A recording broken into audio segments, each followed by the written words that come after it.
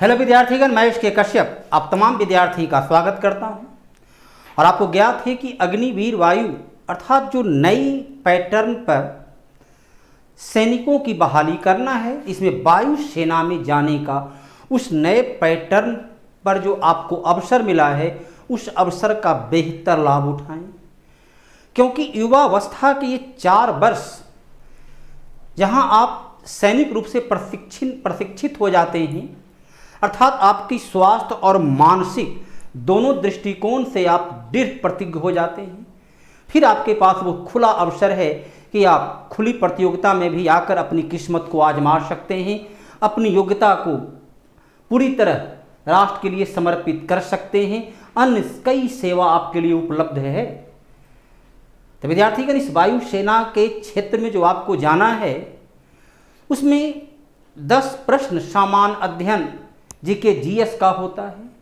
और ये 10 प्रश्न जो है बनाने में मुश्किल से आपको 2 मिनट का समय लग सकता है, बशर्ते कि इसका नॉलेज ब्रीफ हो, समझदारी बेहतर हो, विकसित हो। और जब आप मुझसे जुड़ते हैं तो मैं आपको यह पूरी तरह वादा करता हूं कि जब आप अपने से सेट बनाएंगे तो केवल 1 क्वेश्चन बनेगा, और जब मुझसे जुड़कर बनाएंगे तो न्यूनतम 4 से 5 क्वेश्चन तक आप एक क्वेश्चन पर हल कर सकते हैं। लेकिन आप तभी उसको सही तरीके से कंसेप्ट बना पाएंगे, तभी उसे सही तरीके से समझ पाएंगे जब आप पहले से प्रैक्टिस बुक जो आपके पास या प्रैक्टिस बुक खरीद करके आप उसे बनाएं। एक बार जब पहले से बना हुआ होगा तो क्वेश्चन की प्रकृति से आप परिचित होंगे, आपने जो उत्तर दिया उससे आप परिचित होंगे, और अन्य के बारे में आप अधिक से अधिक जान पाओगे। इसलिए यदि आप चाहते हो सफलता प्राप्त करना, तो संस्थान के द्वारा जो बुक है जिसके माध्यम से हम लोग एक्सप्लेनेशन उपलब्ध करा रहे हैं, उस बुक को पढ़ें, उस बुक को खरीदें, और सेट बनाने के पश्चात यहाँ पर आप उपस्थित हों तो आप अत्यधिक लाभ प्राप्त करेंगे। प्रश्न आपके सामने है, शतरंज के जन्मदाता। यकीनन तौर पर आपको ज्ञात होगा, आपने पढ़ा होगा कि शतरंज की खेल की शुरुआत भारत में हुई है। हड़प्पा सभ्यता, भारत की जो हड़प्पा सभ्यता थी, उस हड़प्पा सभ्यता से ही शतरंज की खेल की शुरुआत हो जाती है। हड़प्पा सभ्यता का एक जगह है लोथल। लोथल से हमें शतरंज बोर्ड की प्राप्ति हुई है, और शतरंज बोर्ड से ज्ञात होता है कि भारतीय लोग शतरंज खेलने में सक्षम थे। शतरंज का खेल की शुरुआत यहीं से हुई। अपने इतिहास के पन्नों पर भी पढ़ा होगा कि दक्षिण भारत के राज्य विजयनगर का साम्राज्य कृष्णदेवराय, विजयनगर का शासक जो है कृष्णदेवराय भी शतरंज का बड़ा कुशल खिलाड़ी था। 1988 में विश्वनाथ आनंद शतरंज के क्षेत्र में ग्रैंड मास्टर बने, और वर्तमान में भारत में 1-2 नहीं, अब तक 74 ग्रैंड मास्टर भारतीयों के द्वारा दिया जा चुका है। तो शतरंज के खेल में अतीत से लेकर वर्तमान तक में भारत जो है काफ़ी आगे है। इंग्लैंड, आपका क्रिकेट भारत का भी वर्तमान में सबसे लोकप्रिय खेल क्रिकेट का जन्मदाता माना जाता है इंग्लैंड को।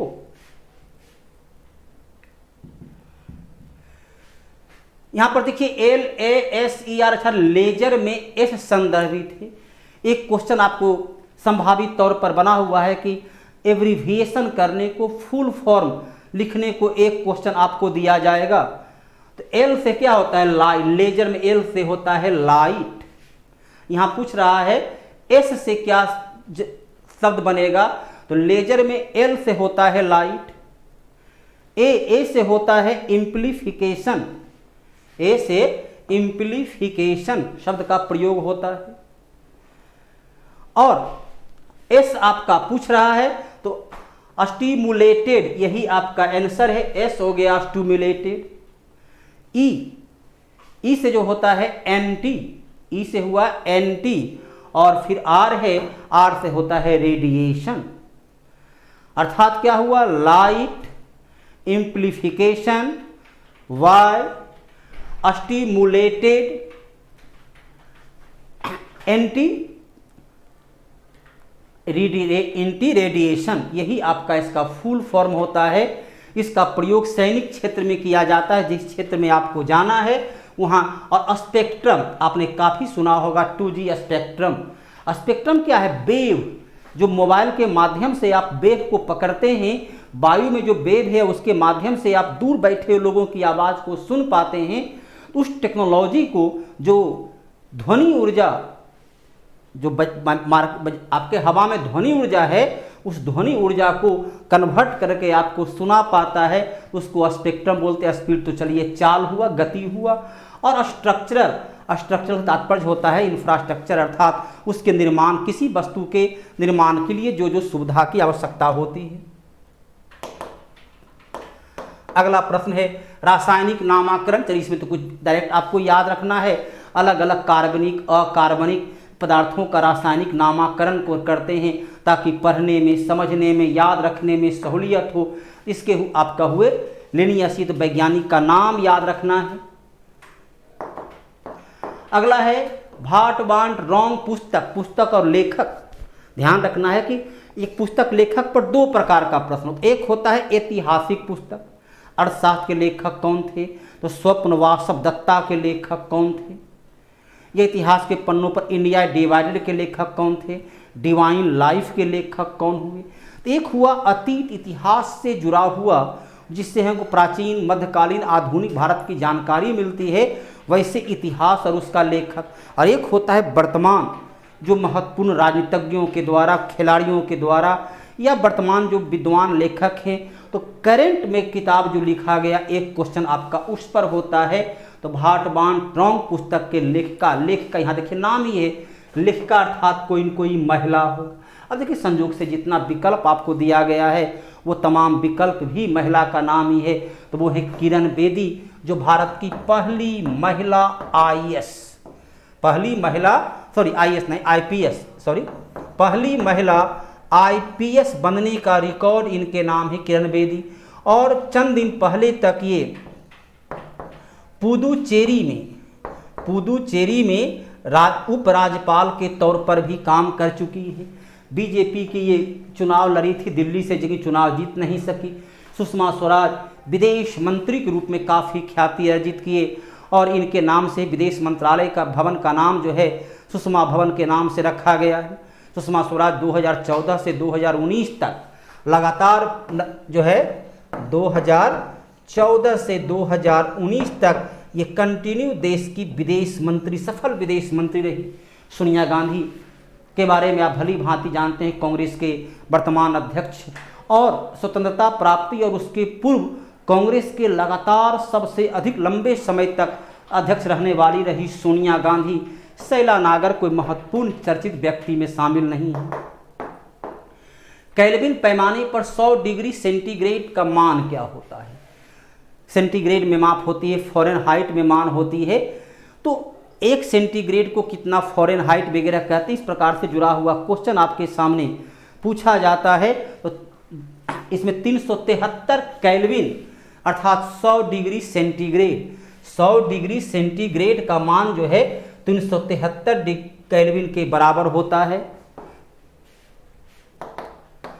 भारत का राष्ट्रीय गीत वंदे मातरम के रचनाकार कौन है? रचनाकार हैं बंकिम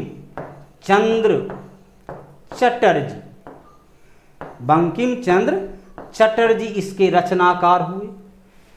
सबसे पहली बार इस गीत को 1896 कांग्रेस का जो कलकत्ता में अधिवेशन हुआ था, तो कांग्रेस का कलकत्ता अधिवेशन में स्वयं बंकिम चंद्र चटर्जी ने इस गीत को गाए थे। यह भारतीय स्वतंत्रता संग्राम में देश का सबसे लोकप्रिय और अभी नवीनतम जानकारी के मुताबिक पूरे विश्व का ये दूसरा सबसे लोकप्रिय गीत रहा है वंदे मातरम। वंदे मातरम में कुल 5 पंक्ति थी। मूल जो दोहा था उसमें 5 पंक्ति थी, लेकिन केवल इसमें राष्ट्रीय गान के रूप में जो स्वीकार किया गया, कब स्वीकार किया गया? तो 22 जुलाई 1947 को इसे राष्ट्रीय गान के रूप में स्वीकार किया गया। लेकिन इसके केवल प्रथम 2 पंक्ति को ही, केवल प्रथम 2 पंक्ति को ही इसके अंतर्गत स्वीकार किया गया।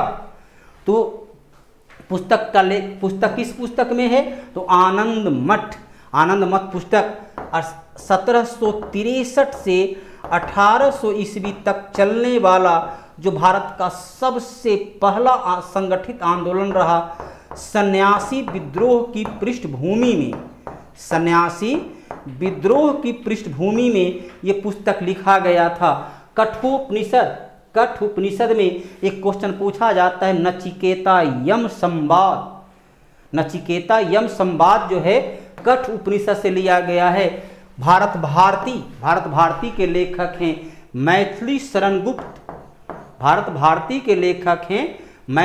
गुप्त, और मुंडकोपनिषद भारत का जो प्रतीक वाक्य है सत्यमेव जयते, भारत का प्रतीक वाक्य सत्यमेव जयते, यह मुंडको उपनिषद से लिया गया है।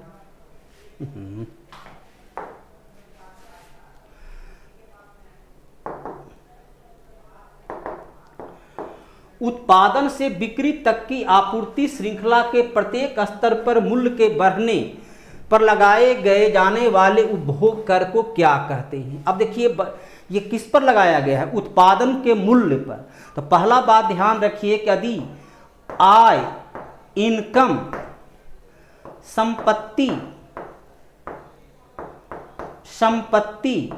व्यक्ति पर कर लगाया जाता है, तो ये कौन सा कर होता है? यह कर प्रत्यक्ष कर होता है, डायरेक्ट टैक्स होता है। यदि कर जो है लगाया गया है वस्तु पर, कर लगाया गया है कीमत पर, कर लगाया गया है उत्पादन पर, कर लगाया गया है सेवा पर, तो यह जो होगा यह होगा अप्रत्यक्ष कर। इस बात को आप याद रखें।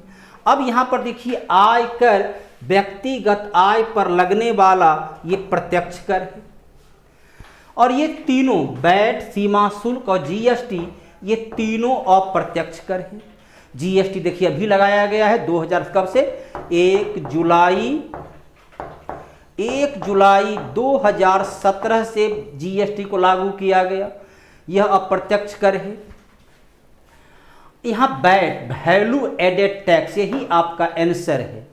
वैल्यू एडेड टैक्स, उदाहरण के तौर पर आप गेहूं लेते हैं, गेहूं की कीमत मान लो 1000 रुपया गेहूं की कीमत है, 5% आपका टैक्स लगा, अर्थात 50 रुपया टैक्स था। गेहूं खरीदने के बाद जो है आपने उससे मैदा तैयार किया, गेहूं से ही मैदा बनता है। मैदा की कीमत भी चलिए, मैदा की कीमत 1000 रखा गया, तो 1000 में फिर 5% अर्थात 50 रुपया टैक्स लगा। गेहूं से ही जो है सूजी बनता है, तो सूजी पर चलिए 1000 का आपने सूजी 1000 का गेहूं लिए, तो उससे 1000 का मैदा और 1000 का सूजी तैयार किए, फिर 5% अर्थात आपका लग गया 150 रुपये, तो आपका 150 रुपया टैक्स लग गया। लेकिन यहाँ पर चूंकि 5% टैक्स दिया हुआ है, तो मध्यवर्ती वस्तु पर टैक्स नहीं लगता है, अर्थात सिर्फ 50 रुपया ही टैक्स लगेगा। तो इसलिए उसे ही बोलते हैं वैट, ये हुआ वैल्यू एडेड टैक्स। जैसे जैसे कीमत में वृद्धि हुई, तो कीमत तो बढ़ा नहीं, कीमत 1000 का 1000 है, यदि कीमत बढ़कर यहाँ हो जाता 1200, तब यहाँ पर केवल बढ़ा हुआ 1000 पर 5% और 1202 पर फिर 5%, तो आपका 2 रुपया टैक्स बढ़ जाता।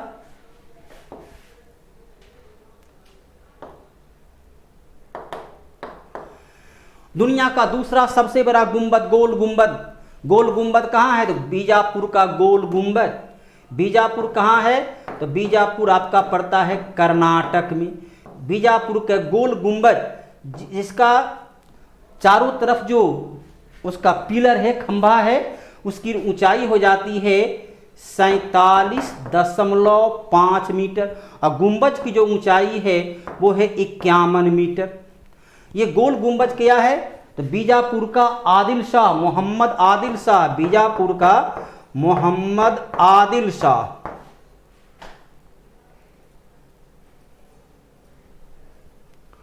मोहम्मद आदिल शाह का मकबरा है। मोहम्मद आदिल शाह का ये मकबरा है, बीजापुर का गोल गुंबज। और इस गोल गुंबज, बीजापुर के इस गोल गुंबज का निर्माण किसने किया? मोहम्मद आदिल शाह। कब करवाया? तो 1656 ईस्वी में। इसका निर्माण कब हुआ?